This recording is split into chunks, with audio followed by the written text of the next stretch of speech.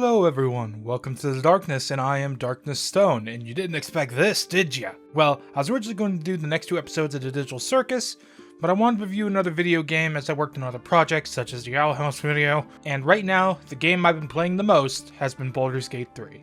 Alright, let's get D&D-ish up in here, since this is a D&D based game. This is my avatar from my other D&D channel, Darkness and Dragons. If you want to check that out, the link is in the description. Now, I will get off the bat to begin with. I have not played the first 2 Baldur's Gate games, but they are not required to enjoy the story of the game, though you will get some references and characters from those games in this one. Now, what is Baldur's Gate 3, aside from a dating simulator where you can sleep with basically anything? And yes, I mean, anything. Baldur's Gate 3 is a turn-based RPG based on the Dungeons & Dragons canon in the universe of Faerun. It is full of characters who are on the forefront of the world of Faerun, but you won't get to know them right away. Which, almost, if not all NPCs being voice acted, I have not met one who is not, and the world that is just as expansive as an open world game, but full of hidden pathways and many ways to interconnect the map. But that's for a later part of this discussion. This game also runs in the D20 system, where you roll a D20 to dictate what happens in the story. I have finished this game 3 times thus far, once as a Dragonborn Cleric, once as a Human Paladin, and once as a Halfling Rogue. And for this playthrough, I'll be playing a custom character, a half-orc druid named Vutator.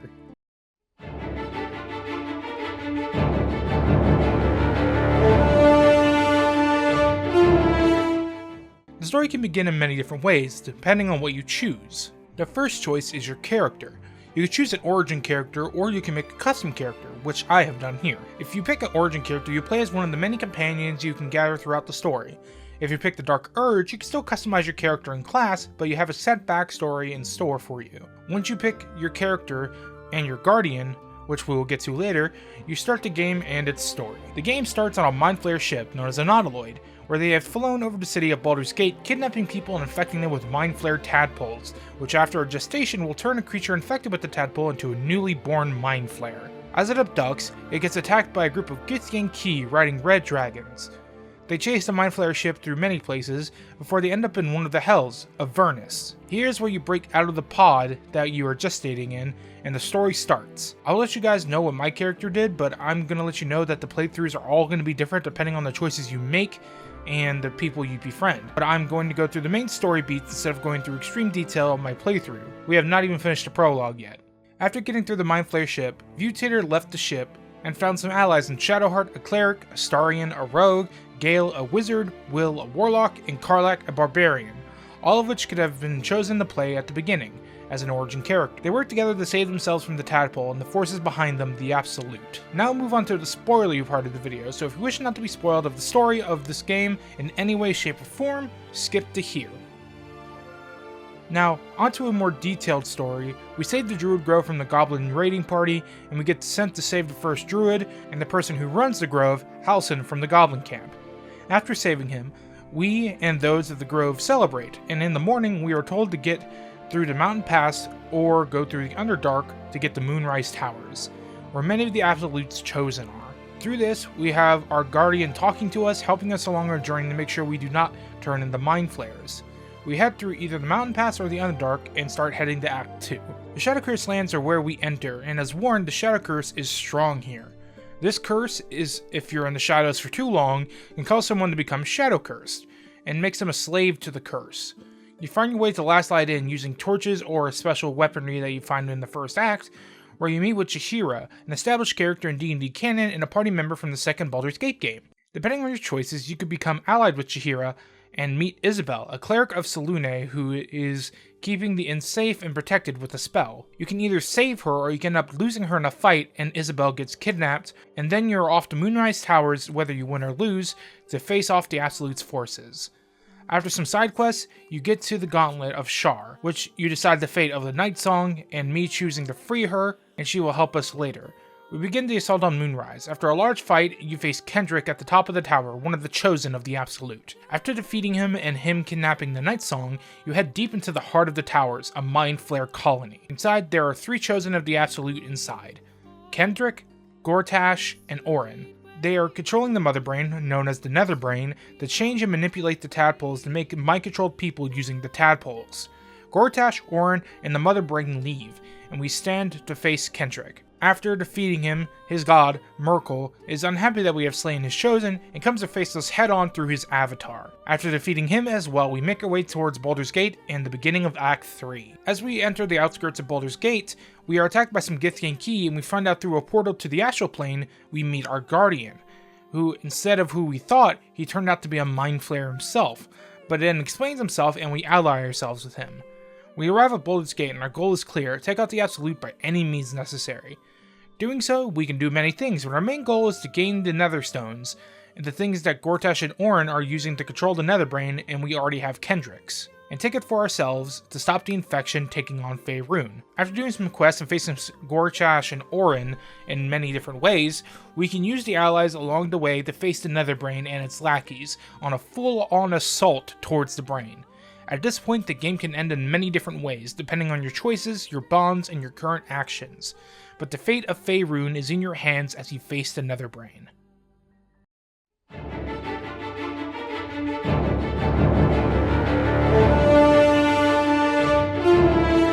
To speak on the characters is to speak on the game as a whole. That's because this game is basically 80% character. I won't be talking about all the main characters in the game. If I would be here all day. So I'm going to talk about your main companions that you can get in the game, or the origin characters. Those being Astarion, Gale, Karlach, Lae'zel, Shadowheart, and Will.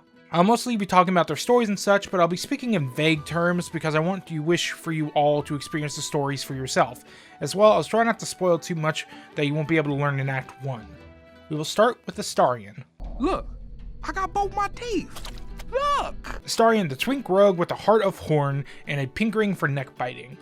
This is because he is a vampire. This is discovered in Act 1 after camping a few times with him and your party. Astarion is someone who prowled the city of Baldur's Gate in a different circle than the rest of the cast.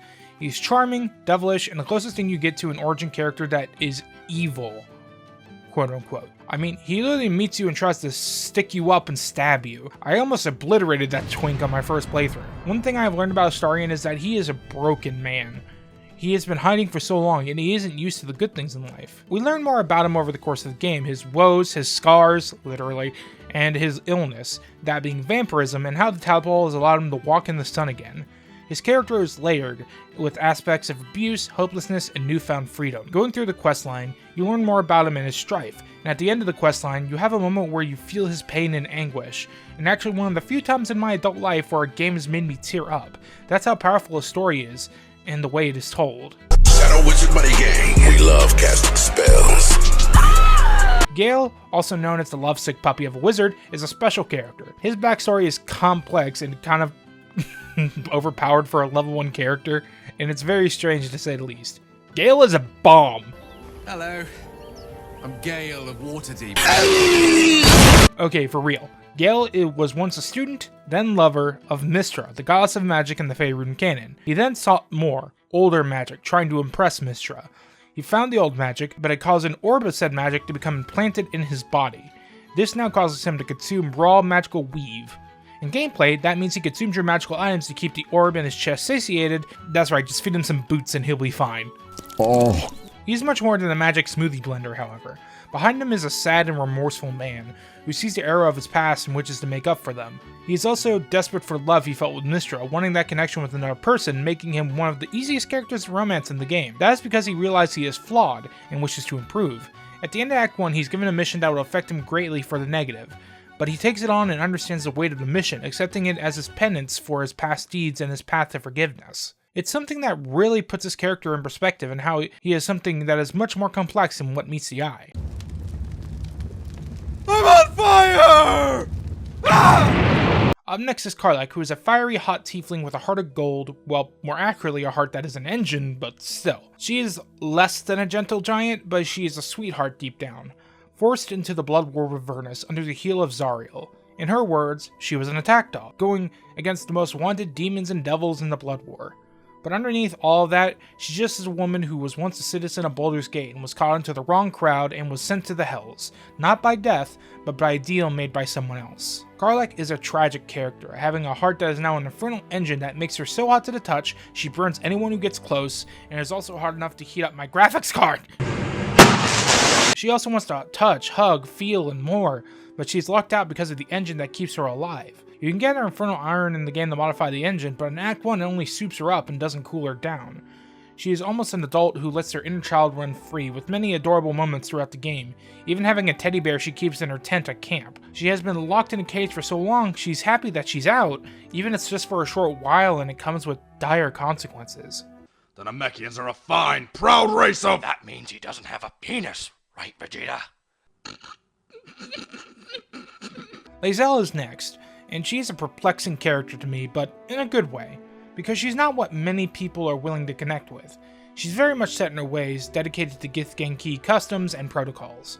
Once she's infected with the tadpole, her first priority is to find a creche, which is a mix of a hatchery and a training zone for Githyanki. She is pretty xenophobic, often giving lines about how the Githyanki are superior in some way, but one thing you learn is that she got quite indoctrinated into her race's ideology. She is constantly wanting to get to the creche and serve her queen, Blacketh, to get cured of the tadpole and to become one of her chosen.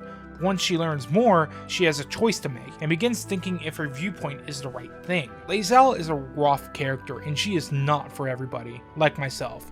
Her character is not made for someone like me, but she has her fans. She's a very divisive character for the fanbase itself, but has some diehard stans and haters. I somewhat in the middle with her. Lots of her story you need to get through a slog to get through, but once you get it, you see her grow as a character, and it can be gratifying. Oh gee, I wonder what it used to be like in the year 1776. Up next, we are moving to Shadowheart, or Shart. She is a character who is very intriguing. She is a cleric of Shork. She is a cleric of Shar, the goddess of darkness. She has a fear of wolves and has an old wound that hurts her from time to time. Because of her teachings under Shar, she has a hatred for Selune and will have issues if you question her faith. However, she holds an artifact that keeps her and yourself safe from the Absolute's influence if you have her in her party. She must bring this artifact to Baldur's Gate at any cost and will dodge questions about it up to a point. She's a character with a very vague up story to a point, but in Act 1, she's a devout cleric of Shar and is a staple member of your team. In more depth, Shadowheart is a character who is full of religious trauma. She's in constant mission for her faith, but there's something off about it that we learn about in future parts of the game, but that I will not spoil here. She is however hidden in secrets, mainly because her memories are also lost to Shar, and she will get them back when she delivers the artifact. Her faith is a huge part of the game, with her being able to take part in large sections of the game having to do with Shar. Also, her faith is something that she can either be led into or led astray from depending on your choices. Her faith is only matched by her faith in the player as they gain a connection, but she will only be as good as you make her with your choices. Just sign this contract. Wow. And here we go! Lastly, we have Will, also known as the Sword of the Frontiers and the Warlock. He has a mission to help those of the Sword's Coast, and it's part of the mission to hunt down Karlach to start with after being lied to that told that she was a devil in Zariel's army. But once confronted, he learns that she was not that and becomes an infernal himself if he does not kill Karlach. He is still part of your party, however, being a warlock that could shoot Eldritch Blasts, but also has to deal with a Cambion named Mizora. He claims it was all for the good of the coast, but he's also distanced himself from his family and the coast itself, being a hero at the cost of his personal relationships. Will's story has a lot to do with guilt. He deals with Mizora, his relationship with his family, and his possibly newfound friendship is something that he has to deal with heavily throughout the story, with hoping to get a way out of his deal with Mizora. The Sword's Coast needs a hero, and he wishes to fill those shoes, or even fill the shoes of his father if need be, who is a very important person in Baldur's Gate. All of these characters have pros and cons and personality traits that make them lovable, hateable, or both, depending on the person. They all have special scenes, and all of them that I have mentioned can be romance, which can give them even more depth than the depth they already have in the story. While I'm personally a Karlach and Shadowheart person, I am trying to give Lae'zel more of a chance in my newer playthroughs. I accidentally also romanced Gale twice without even trying, which I found really funny, but it also really shows his character. No matter what you do, romance or no, recruit them or no, they have a reason to be in the story and a reason to join your party.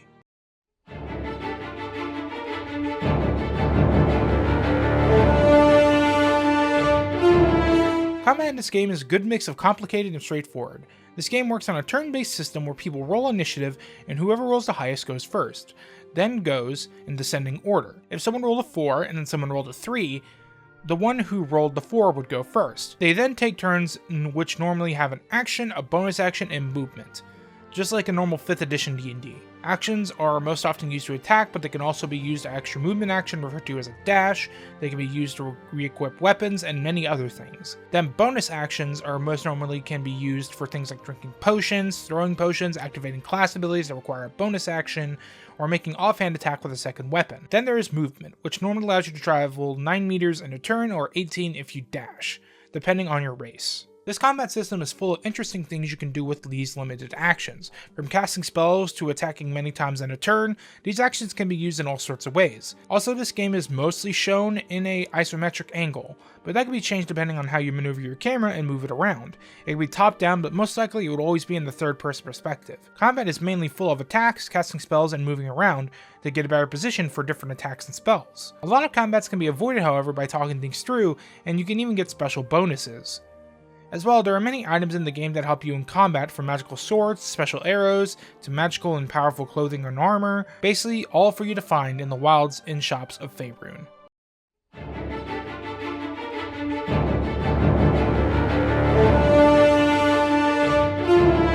The environments in this game, I admit, are truly stunning. This game is true love letter with the graphics that are truly beautiful. Rendered and created in Larian Studios' own engine, Divinity Engine 4.0, this game is full of beautifully bright forests, dark shadowy landscapes, and even large medieval cities. Every place on this map in this game is filled with love and care, and I could not find one place on any of the maps that did not have some sort of relevance or reason to exist, or had something for the player to find. Whether it be environmental storytelling, a quest, or something hidden in the space, there is almost always something to find on the map. There could be hazards there, or they could have a hidden key or a spear inside of a skeleton. This kind of map was made by a loving crafting team who knew what they were doing, and Larian Studios nailed it.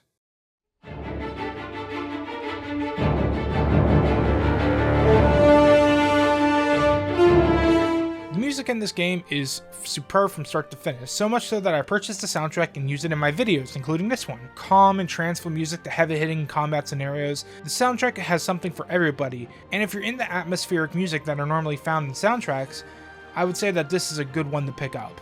I never got sick of the music while I played, and I have played well over 200 hours at this point.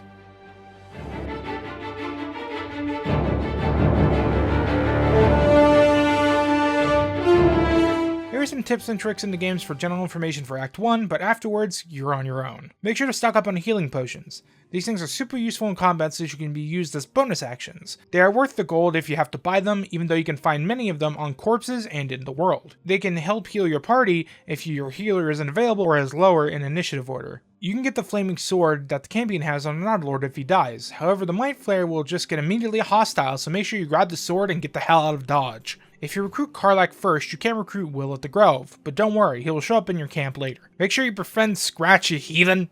Make sure to pick up food items and supply packs. They may be heavy over time, but they are important to have supplies so you can take long rests. Without resources, you won't be able to take a full long rest. A salami may be fun to use as a weapon, but it's worth gobbling down that sauce as you get your spell slots back. If you pick a class already used by your companions, I would not suggest having them in your party to keep cohesion and have variety. But if you choose one of the classes that isn't one of the party members, those being Bard, Druid, Monk, Ranger, Paladin, and Sorcerer, you can have whoever you want in your party without much issue. While creating a character, you could choose to make them a Dark Urge, which I wouldn't suggest for a first playthrough, but I would still recommend a go-through of it, because it's full of new things that can't be seen on other playthroughs no matter what. On the bottom right side of the hotbar, there is a plus and minus symbol. This makes your hotbar bigger or smaller, which is pretty much essential in late game to see your other options. You can click and drag on things like crates to move them around. Jumping is a bonus action and a great use of it to boot. Helps you get over hazards and helps you traverse terrain in the overworld outside of combat.